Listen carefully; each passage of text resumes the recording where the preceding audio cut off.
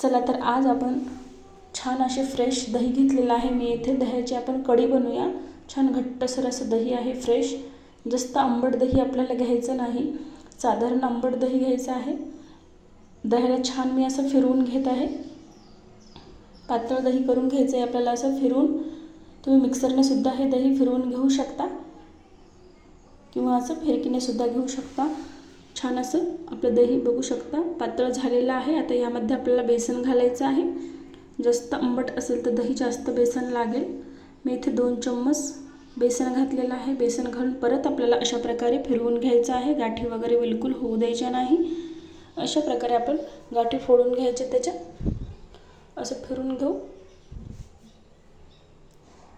छान असं मस्त आपलं दही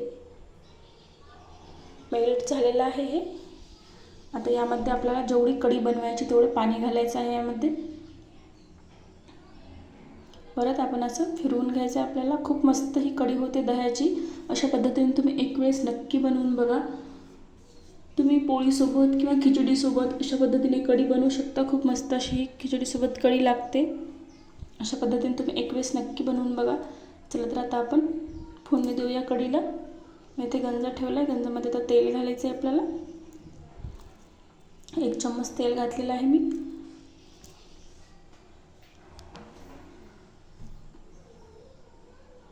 तेल छान असं गरम झालं की आपल्याला यामध्ये जिरे मोहरी घालायचे आहे, कढीपत्ता घालायचा आहे आणि लसूण घालायचा. अद्रक लसूणची पेस्ट घालायची. छान असं परतवून घ्यायचं कमी गॅसवरती. कमी गॅसवरती आपल्याला परतवून घ्यायचं. तर यामध्ये कोथिंबीर घालायचा. कोथिंबीरला पण छान असं परतवून घ्यायचं आहे. तर यामध्ये आपल्याला ठेचा घालायचा आहे. फ्रेश ताज्या मिरच्याचा मी इथे ठेचा घालत आहे. टेस्ट मस्त येते ठेचाच घालायचा तुम्ही शक्यतो कढीला. आता यामध्ये छान असा आपल्याला ठेचा परतवून घ्यायचा आहे. 1 मिनिट साधारण 1 मिनिट झालं आहे की त्यामध्ये आपल्याला आता हळद घालायची आहे. मी थोडेसे मेथ्याचे दाणे घालते. 10-12 मेथ्याचे दाणे घालायचे. ते छान दाणे परतवून घ्यायचे. आता यामध्ये हळद घालायची 1 चम्मच. हळदीला पण छान असं परतवून घ्यायचं. आता यामध्ये आपल्याला दही आपलं टाकायचं आहे. फोडणीमध्ये दही सोडून द्यायचं. बघू शकता छान असा मस्त कलर आलेला आहे. आपल्याकडलं झटपट अशी ही कढीची रेसिपी आहे. 4 ते 5 मिनिटांमध्ये ही कढी रेडी होते. खूपच मस्त लागते. अशा पद्धतीने तुम्ही एक वेळेस कढी नक्की बनवून बघा. आता यामध्ये 1 चम्मच जिरा पावडर घालते. तुम्ही खिचडीबरोबर या पद्धतीने एक वेळेस कढी बनवा. खूप मस्त अशी होते. 1 चम्मच मीठ घातलेलं आहे यामध्ये मी.